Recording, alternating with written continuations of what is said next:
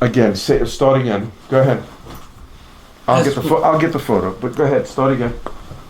That's a photo of one of my art directors, Italian art directors, who worked for a major New York ad agency. And then they moved him to Italy with the same major ad agency. And they liked my work so much, they wanted me to move to Italy so they could give me work. And I didn't want to move to Italy. I didn't want to move to Italy because when I was working in New York and I'd hire models from Ford Model Agency, and many times they'd send me an Italian model, and I couldn't communicate with them because they didn't speak English. And I said, what am I going to do in Italy? I wouldn't be able to communicate with the models.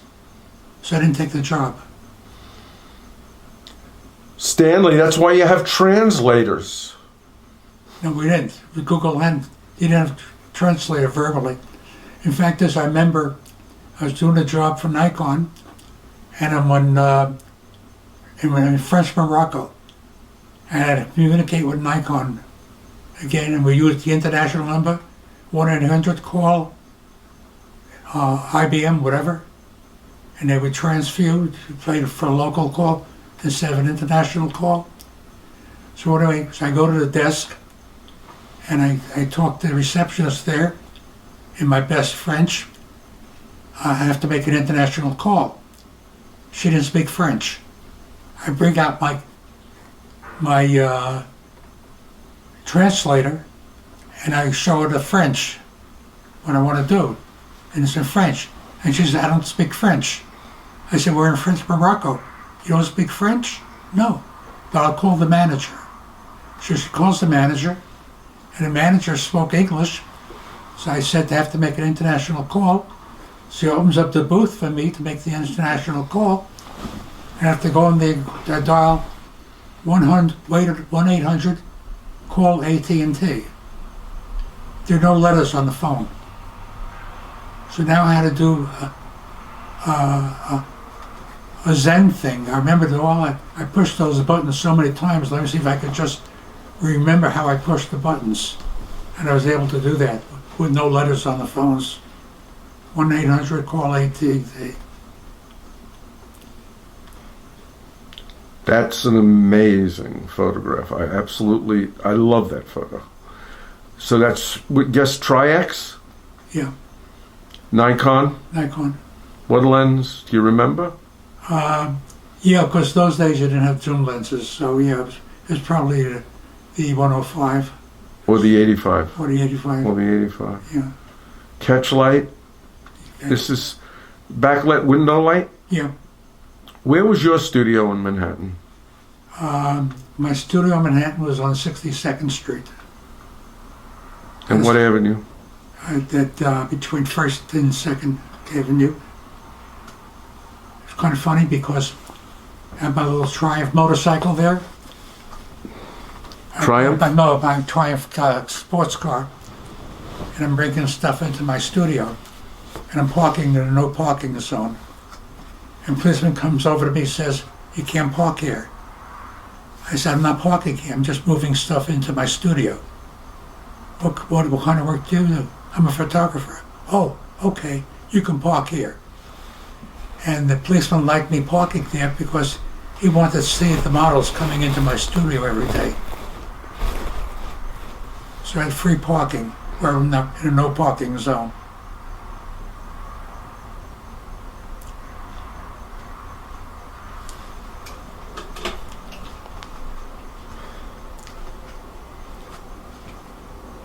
Absolutely magnificent.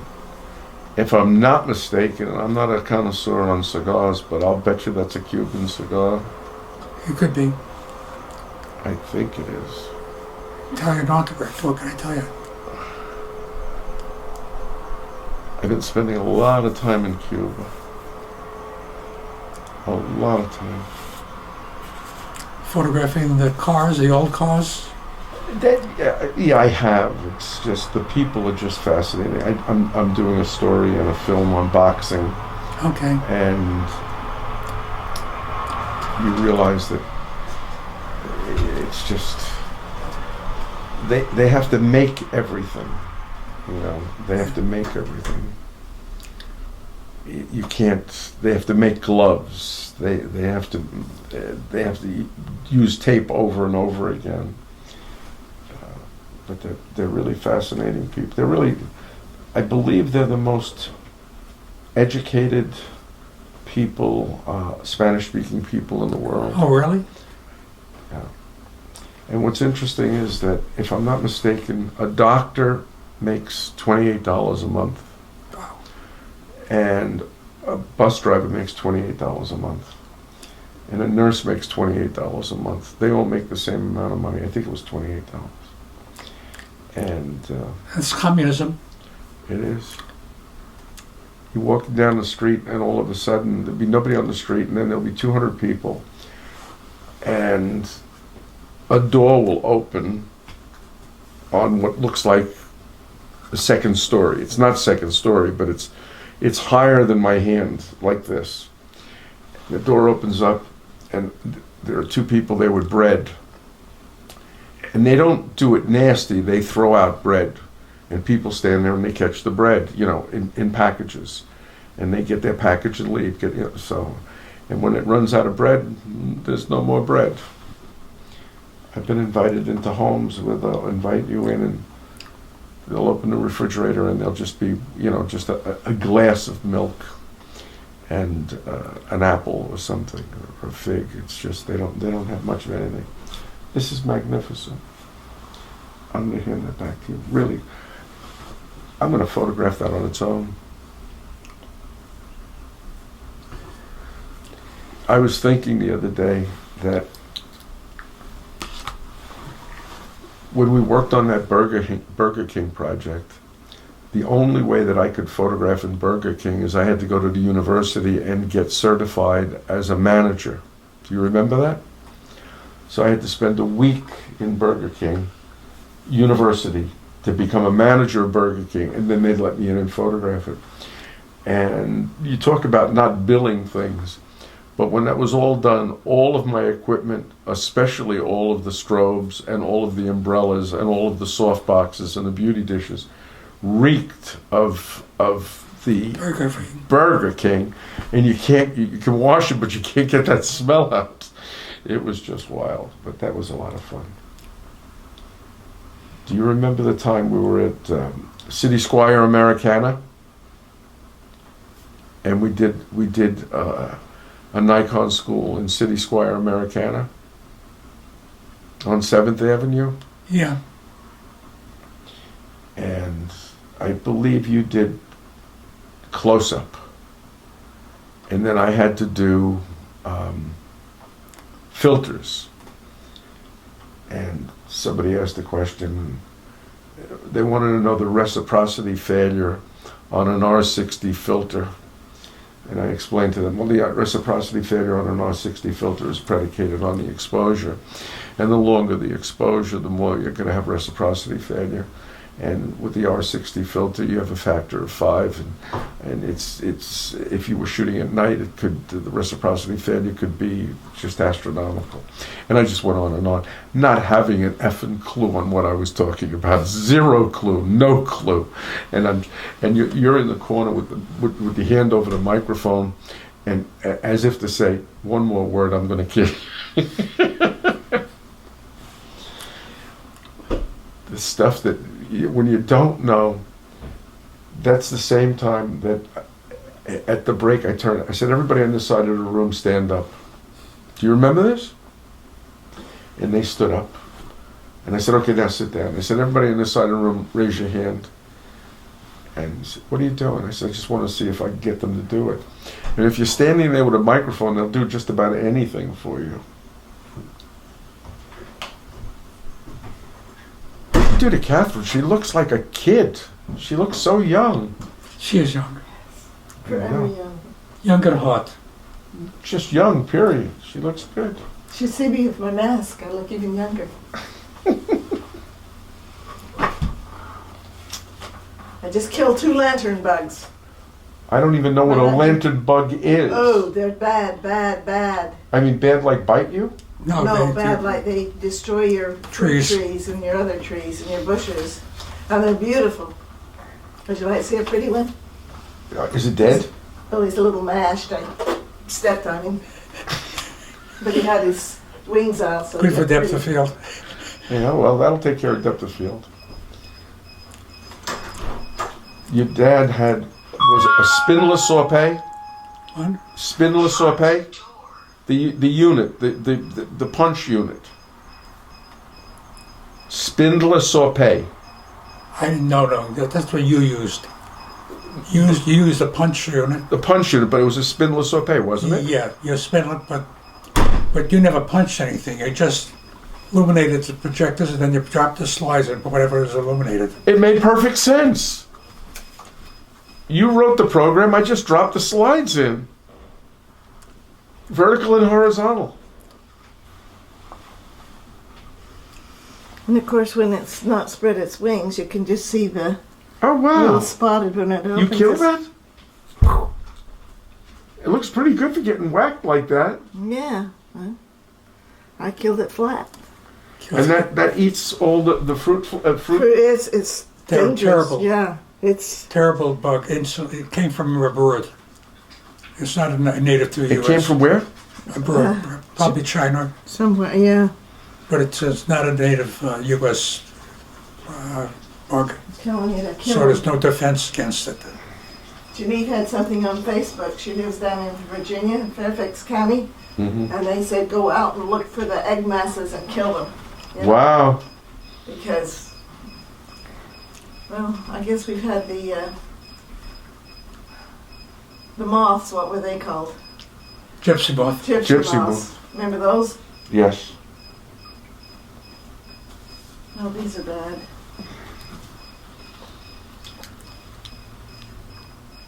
You remember cicadas, right? We Yeah. had cicadas. Oh yeah, that was last year, and a lot of the trees died. I see their tree across the fences, big branches dead. We were in. I was directing a film in Panama, and the cicadas came at night, and the noise. Oh, I yeah. thought the roof was going to come down, and the next morning you could not get to the car without stepping on 500. I mean, you didn't. You just stepped crunch, crunch, crunch, crunch just to get to the car. Well, when we had the gypsy moths, we were in Connecticut. We had a crabapple tree. They're really bad on those.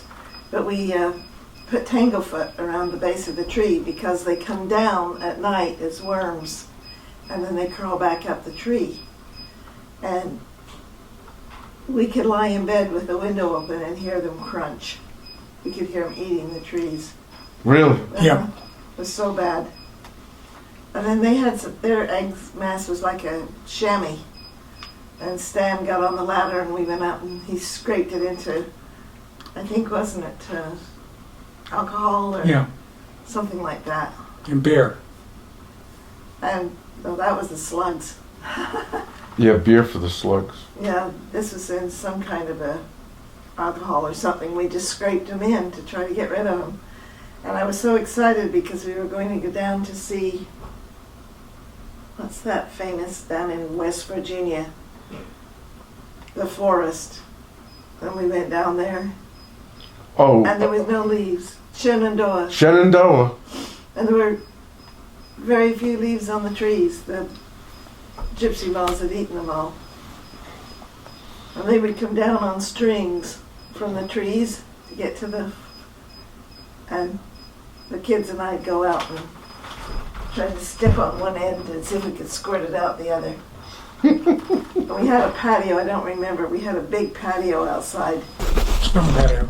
And we were, no, we had a big patio outside and I had a table and we were gonna have lunch. And I set the table and I put the water out and I came out to put the food on and the green worms had gotten into the water and it looked like pea soup. So that took care of that. So what year did you leave Connecticut to come here? We're here how many years? Canada? 1987. 87. We lived there for 19 years. The funny thing is, it said to Pekela, I said, I need a bigger home to do the multi-image shows. I said, gonna look for her home in Pennsylvania. And he said, yeah. So I go out to Pennsylvania to look for a house. But on the way back from Pennsylvania, I'm driving by this area. And I said, this area is gorgeous. So I think I'll look over here. So anyway, I buy the house here. And then Michaela was upset. I said, I checked with you. He said, I said you could look. I didn't say you could buy.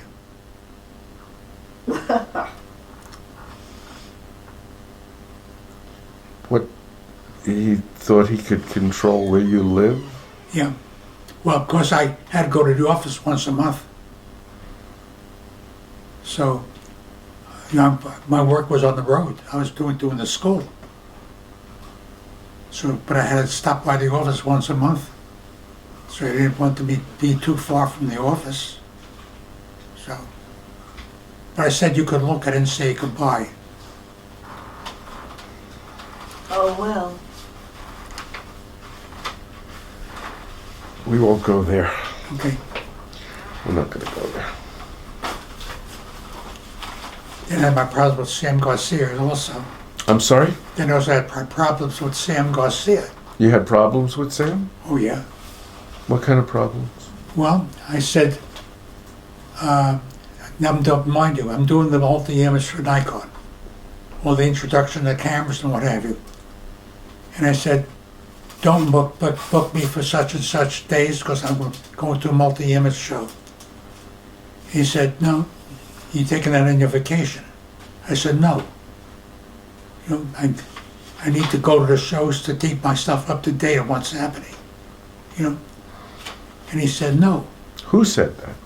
Michaela. Oh, because No, Sam. Sam Garcia. He was your Why- manager at the time. So he was the manager of us at the time. he was your manager? Yeah, Really? really.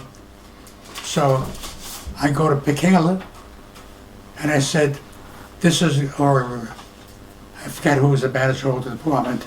I think it was the one above him. I forgot his name. But anyways, this isn't going to work out. I said, I'm being told that I can't go to that show. And says, and you want me to do the work for Nikon? I won't go to that show, but then don't have me do the work for Nikon. You know?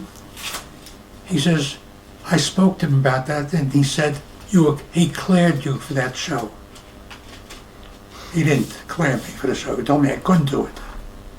You know? Okay, good. So then I went to the show, then I expensed it. Before I wasn't going to expense it. Mm-hmm. You know? But it was just, Sam was just trying to exert his authority.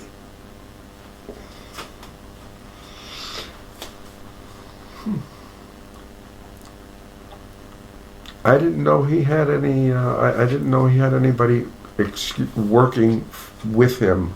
Nobody Well- was working with him. He was just telling everybody, no, they can't buy a hand cart to move their equipment. They gotta carry it. He'd do things like that, you know.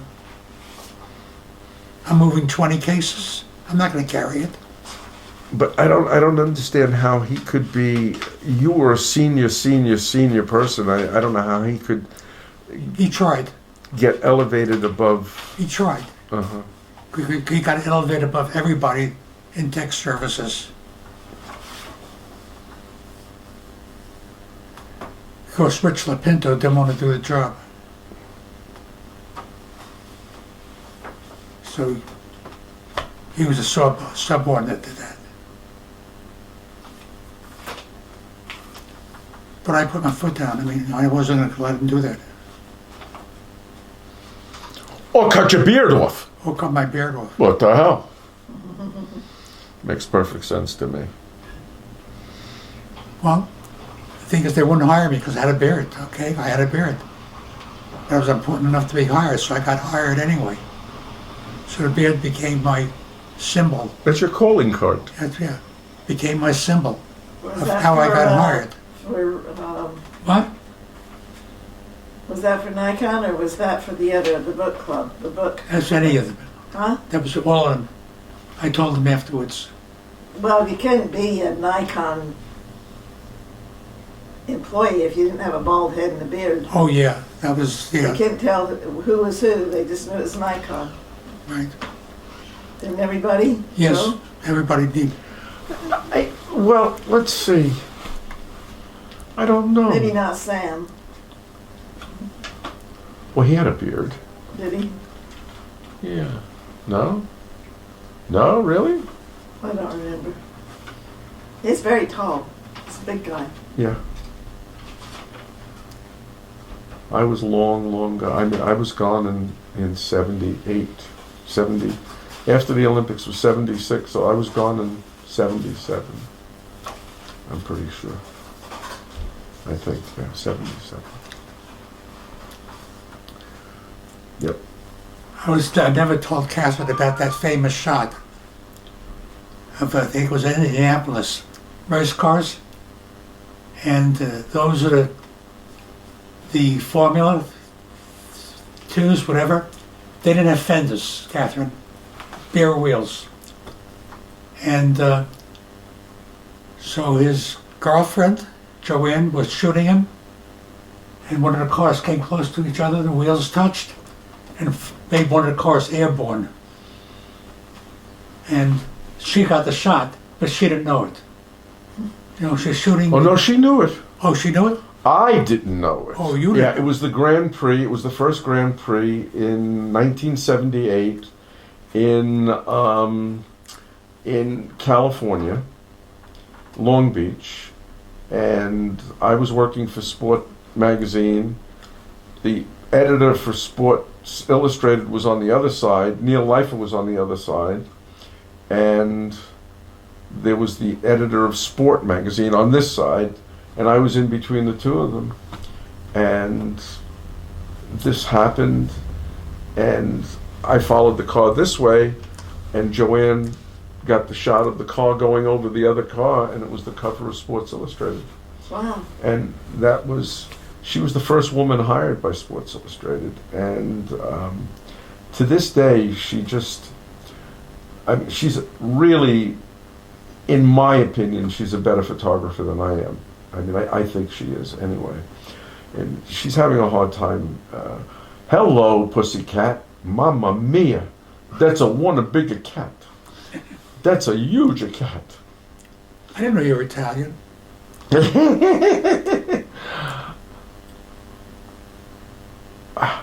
I didn't know you were Jewish, but what the hell? But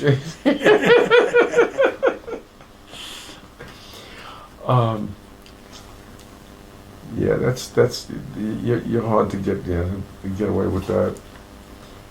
So, listen, I don't understand this. What do you need two pair of pants for? You know, you buy a jacket, a vest, and then two pair of pants. You can only have one pair of pants at a time. Just one pair. What are you gonna have two pair for? I don't get it. Where do you get the Jewish accent from? Because do you realize I sat Shiva before I did anything Christian? Because I mean, it was half Jewish and half Italian. So, you know, when I go to Israel, you know, I tell people, I have to be a Jew before I'm a Christian, because Christ was a Jew first, and then he was a Christian. So it makes sense to me at any rate. It makes them crazy though. They think I'm crazy, but then again, I'm pretty much a lunatic. But that's not a bad thing. Being a lunatic? There's nothing wrong with it. I don't think there's anything wrong with it. Yeah, I did okay. Get away with a lot of stuff, being a lunatic. I got away with murder. Well, not murder, but the equivalent of murder, that's for sure. Very, very lucky. So how did Joanne make out with the baseball game when she couldn't see the outfield? Well, you're close. You know, I understand. She gets her first assignment, and they sent her to Boston to photograph Russ Francis, who was, I believe, number 88, and he was the hottest football player around at the time. and she hired me as her assistant. So I got $100 a day to go and assist her up at the in Boston. And it rained so hard that you could not see the players. I mean, it was beyond.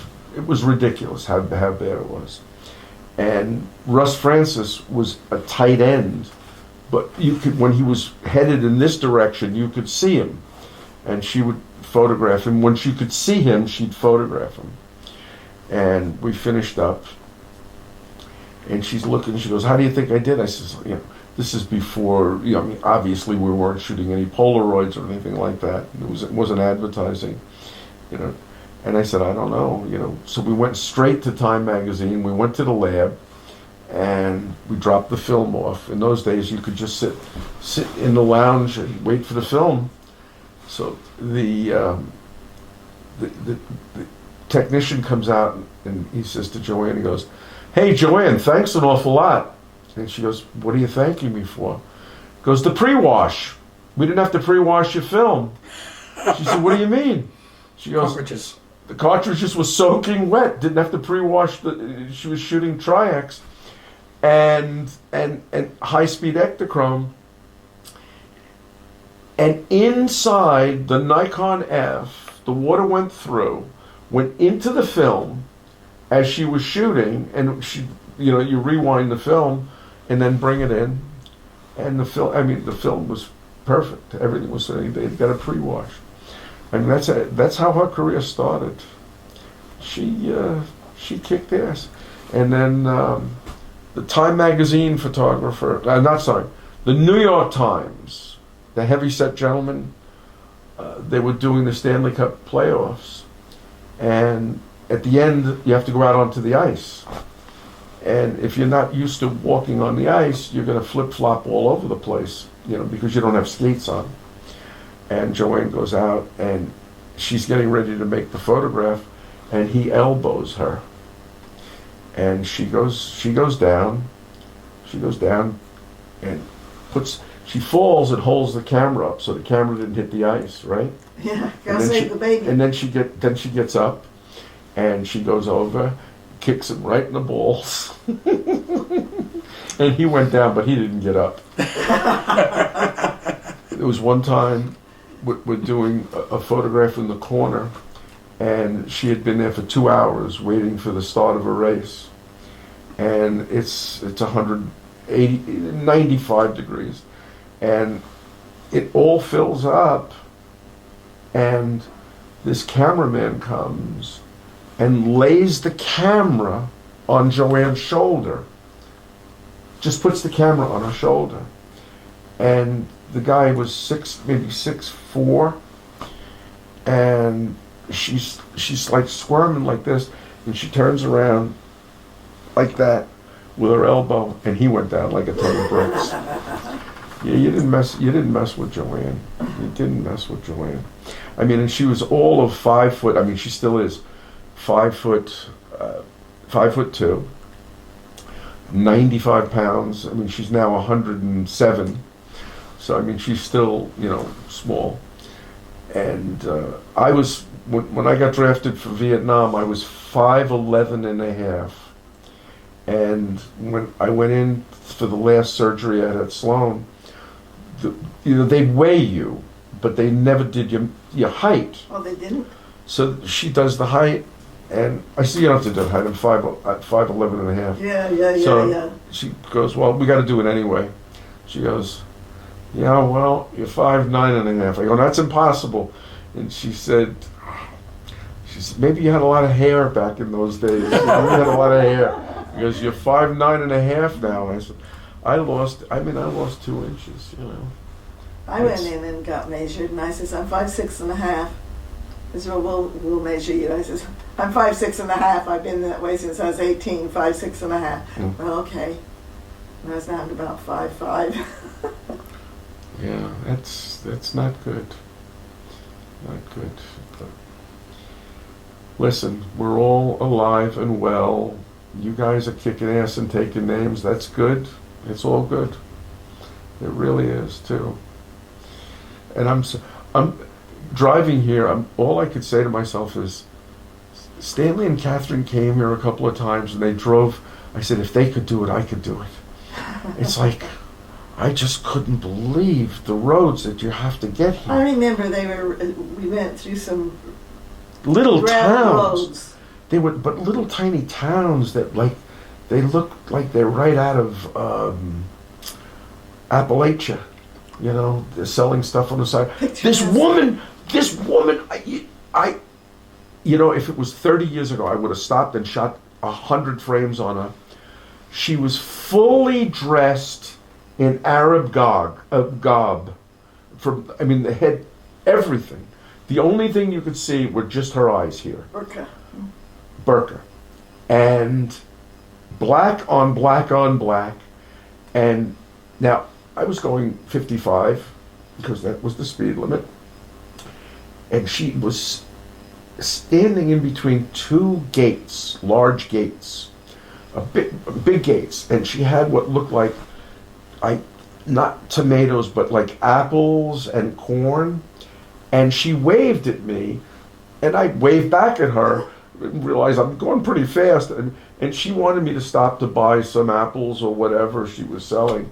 And by the time I figured out what was going on, I mean, I looked and I could see her. You know, I mean, I was a half a mile down the road. I wasn't going to stop for apples right now. But it was right out of Hitchcock trying to get here. It's like, freaked me out. And understand one thing, I'm not driving home in the dark. That's for sure. I can't drive well at night anyway. I don't drive well at all. It's true. Catherine doesn't drive at the dark either. Huh? Catherine doesn't Yeah, drive you at like the dark. Damien's? Well, I don't know. He should get mine, because I paint mine. I'm having. Have you painted yours? I did. Oh. I painted. What brought that about? Well, I guess with the total of 3 years with COVID-19, I went back to painting, and my shooting, I mean, the reality is, when Sally Lloyd was the president of the stock market, called Joanna and I up, and Richard Stedman, and they said, we want to take you out to dinner tonight. And we said, okay, fine. So we went to his favorite Italian restaurant, and so we're sitting down, and he orders a bottle of champagne. Now, who the hell orders a bottle of champagne in an Italian restaurant? It's just unheard of. And I'm like sitting there going, what the hell are we doing here? You know, I mean, here's the two owners of the stock market, and they're taking Joanne and I out. And so the champagne comes and goes, we just wanted to let you know that before you read it in the New York Times tomorrow, we sold the stock market today. And we wanted you to know. And I said, you sold the stock market today? He goes, yeah. And in selling the stock market, it meant they sold us and the other 220 photographers. So we all got sold to Bill Gates, which was not good, because he was not one of my favorite people at the time. Now I love him now that he's kind of changed his modus operandi, and he seems to be more of a regular guy rather than this thieving, lunatic, crazy person. And am I recording this? I guess so. They come for me. But how did I get off on that? What do you think about? Yeah, that's the day we went out of business. Wow. Effectively. So we didn't go out of business, but the business just took a dive down with this thing. Hardly worth celebrating. With champagne. Well, it was good to hear it. I mean, rather than read it in the Times. I mean, he actually just passed away, I guess, about 12 weeks ago, and So we had a celebration for him in Manhattan, and he was a beautiful guy, just an absolutely lovely person. Just good people. And strangely enough, I did it again, Stanley. I'm doing it again. You forgot. Harvey Lloyd. I show up for I show up for it. And Sally was married to Harvey Lloyd before she married Richard. They got divorced.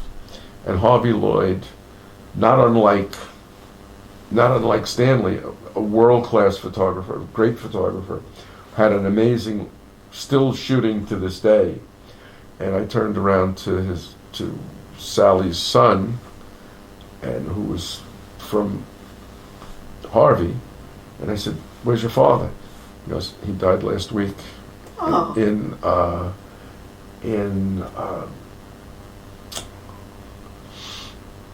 Amsterdam." And I said, "Where is he?" He goes, "I don't know."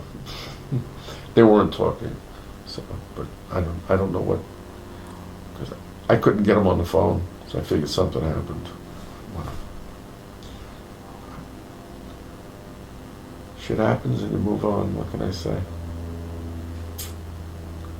How did we get off on this subject? I started painting. Oh, I was yes. a failed painter when I was like 15, 16, 17. I started shooting when I was 7, and I went back to painting, and I'm having a ball painting. So this is just a culmination of just playing with my shoes. I just got tired of looking. I thought anybody who wore Crocs was just an a-hole. And now I have about 8 pair. I love them. I absolutely love them. So I'm now even the biggest a-hole in the world. So every time I just paint them different colors. So I'll paint both blue, and then I'll just switch them off so I can have different colors. Got to do something when you live in the woods.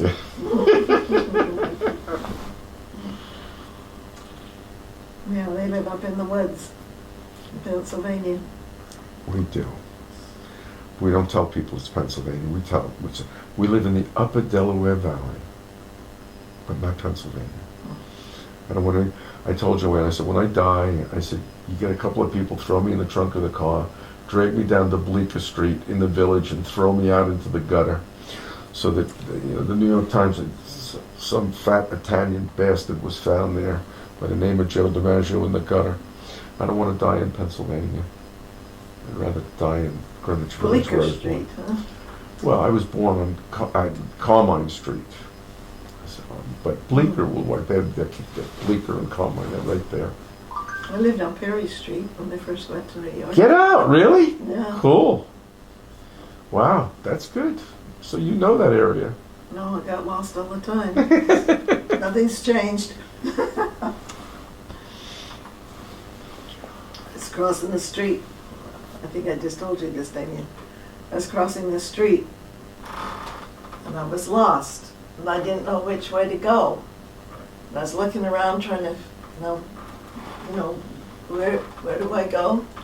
And these 2 men in suits were crossing the street, and they came over and started to talk to me. And all at once, this woman grabbed my arm and says, "She's with me." And she kept walking. She says, "You never stand like you don't know what you're doing. You go walk with the purpose. You find out where you are, and then you walk with the purpose." Well, let me tell you how true that is. I mean, especially well, any city anywhere in the world, you had better just make a Like you know what beeline. you're doing.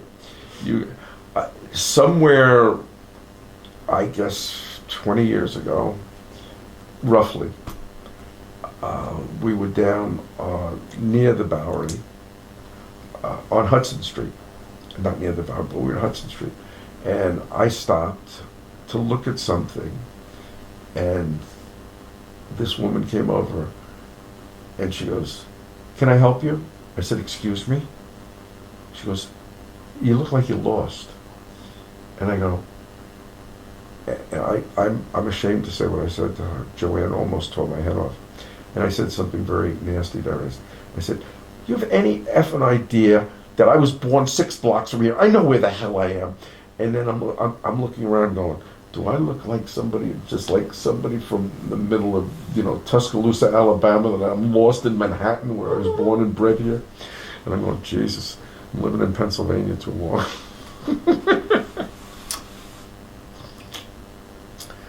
Yeah, we don't do that anymore. I'm very, very nice.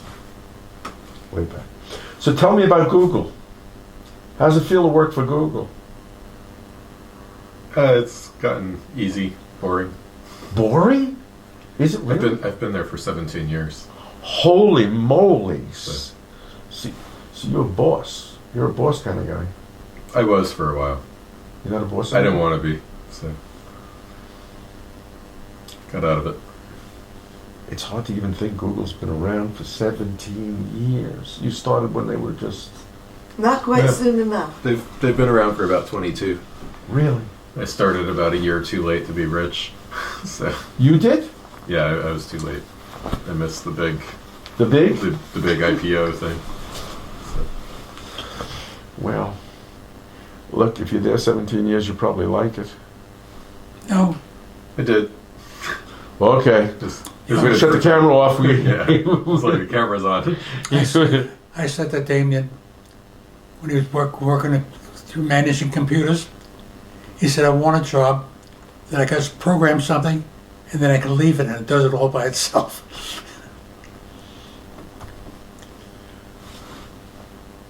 Obviously, you weren't born yet, but your father had the first computer, the very first What do you computer. mean had? Still has it, the Yes. Commodore. It's upstairs. You still have the Commodore? I'll bet you that Commodore is worth 20 grand. I bet you get 20 grand for it. I'd sell it tomorrow. I bet you get 20 grand for it. I It's already remember. advertised. I really. What do you think? I saw one in a museum. Same thing. But I was I mean, going through a museum and they said, this is our oldest computer in this museum. I was like, oh yeah, we got that at home. it's got to be. I'm serious. It's got to be worth 20 grand. I mean, you want me to sell it, and then I got to get 25%. Okay. Did you plug it in? Does it work? Tell me if We it never works. unplugged it. It's still plugged in. Are you serious? It's still plugged in? You know, it's kind of interesting because Jesus Christ. How many? That's... when the Mac came out, That's 50 years. Oh my God, that's 50 years. Musk made his money on it, on the Commodore 64. Holy mackerel. It is 50 years, isn't it? You're old. Wait a minute. I was there too. Oh, no, you're not old. You're not old. Scratch that. Like here I am, 84, and I'm talking to the heart doctors, and they want to know, it's in the family. And I said, well, my dad died of consumptive heart disease, but everybody dies of that. And I said, besides, he was very old. He was 83. And I realized, Wait a minute. Yeah, I was I'm a very year old. older than he was. Sloan had me come in, and I had two new doctors for this one procedure where they wanted to go in and find something, and They wanted to go in and find something. they thought there was something in the lymph nodes that with lung cancer after they removed the left lung, and so I'm in this prep room, and I don't have any clothes on except this little sheet. I mean, I have a sheet. And these two women doctors walked in. One was absolutely drop dead gorgeous, and the second one was drop dead gorgeous. Both of them were gorgeous. And I'm guessing 39 to 42, somewhere in that neighborhood. And I'm laying there like this, and they come in with these big smile on the face, and they go, Mr. DiMaggio. I said, let's stop with the Mr. DiMaggio. Let's just call me Joe or Joe D. We'll start with that. And they said, well, how do you feel? I said, how do I feel? Do you really want to know how I feel? Are you serious? They said, yeah, we'd like to know before we go in. I said, I feel absolutely terrible. miserable, rotten. And I think this is ridiculous. They said, and they backed up and they go, what's the problem? I said, the problem is you and you. That's the problem. And they said, what did we do? I said, you dropped dead gorgeous, and I'm laying here like a blimp, all nude. That's not fair. They cracked up. Oh, God. Funny stuff.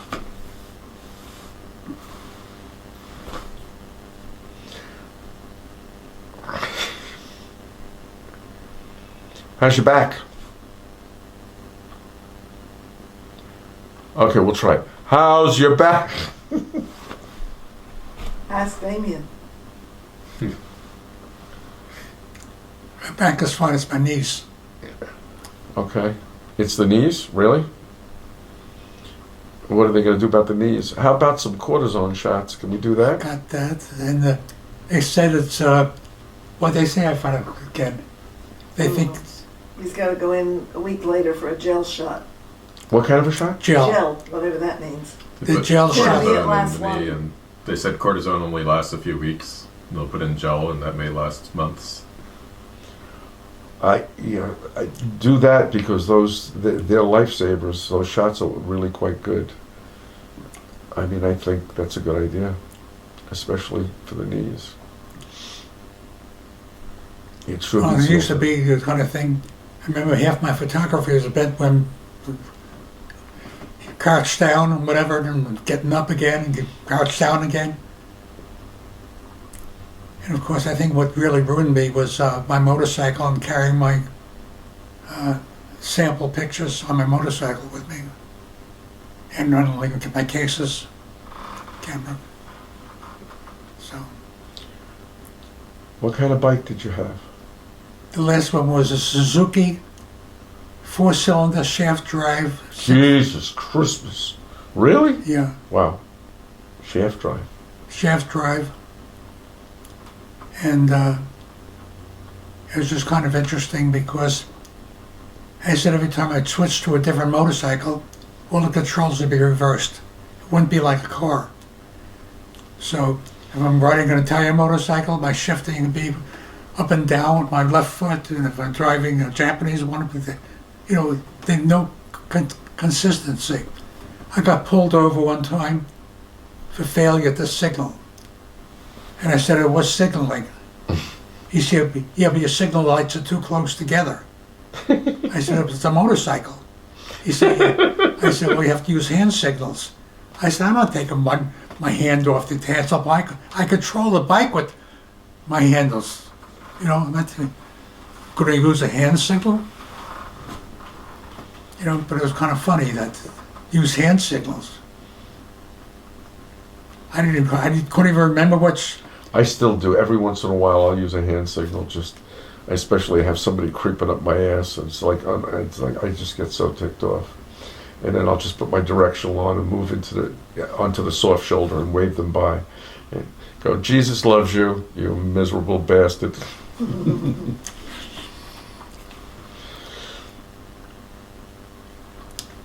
When I moved out here, we didn't have the truck traffic. But then they opened up, they had no tolls on these roads over here. That's why all the trucks came this way, because they didn't have to pay the tolls. And instead of staying on the interstate, they had tolls.